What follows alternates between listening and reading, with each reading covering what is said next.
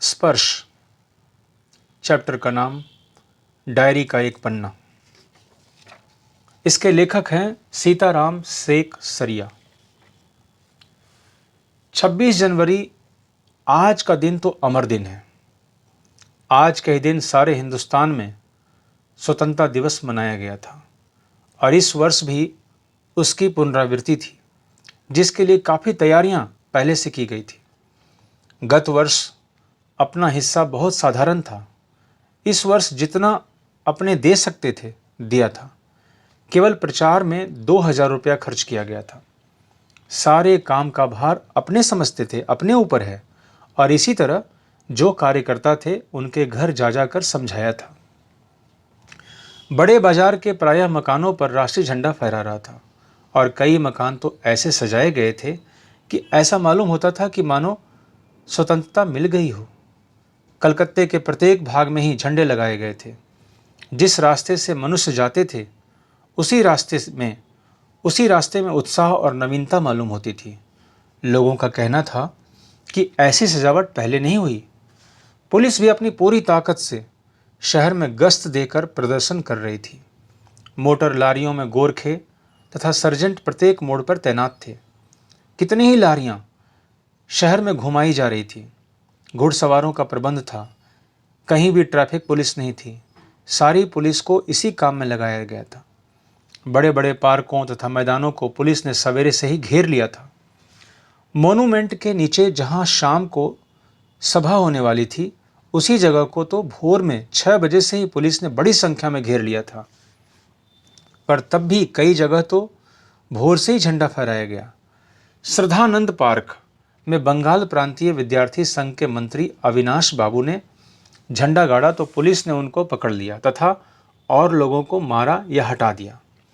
तारा सुंदरी park में बड़ा बाजार कांग्रेस कमेटी के युद्ध मंत्री हरिश्चंद्र सिंह झंडा फहराने गए, पर वे भीतर न जा सके।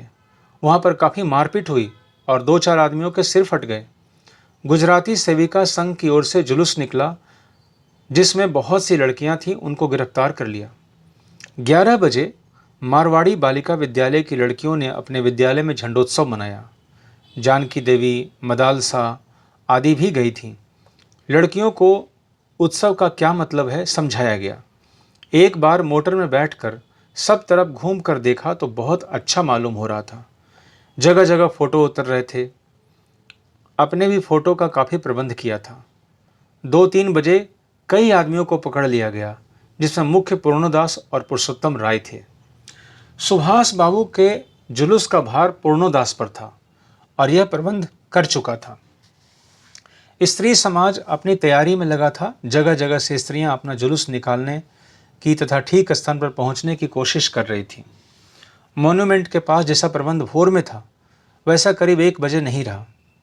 इससे लोगों को आशा होने लगी कि शायद पुलिस अपना रंग न दिखलावे, पर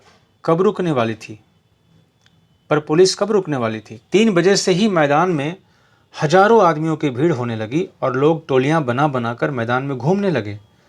आज जो बात थी वह निराली थी। जब से कानून भंग का काम शुरू हुआ है, तब से आज तक इतनी बड़ी सभा ऐसे मैदान में नहीं की गई थी, और यह सभा तो कहना चाहिए कि ओपन लड़ाई थी। पुलिस कमिश्नर का नोटिस निकल चुका था कि अमुक अमुक धारा के अनुसार कोई सभा नहीं हो सकती। जो लोग काम करने वाले थे उन सबको इंस्पेक्टरों के द्वारा नोटिस और सूचना दे दी गई थी कि यदि आप सभा में भाग लेंगे तो दोषी समझे जाएंगे। इधर काउंसिल की तरफ से नोटिस निकल गया था कि मॉन्यूमेंट के नीचे ठीक 4:24 पर झंडा फहराया जाएगा तथा स्वतंत्रता की प्रतिज्ञा पढ़ी जाएगी। सर्वसाधारण की उपस्थिति होनी चाहिए। खुला चैलेंज देकर ऐसी सभा पहले नहीं की गई थी।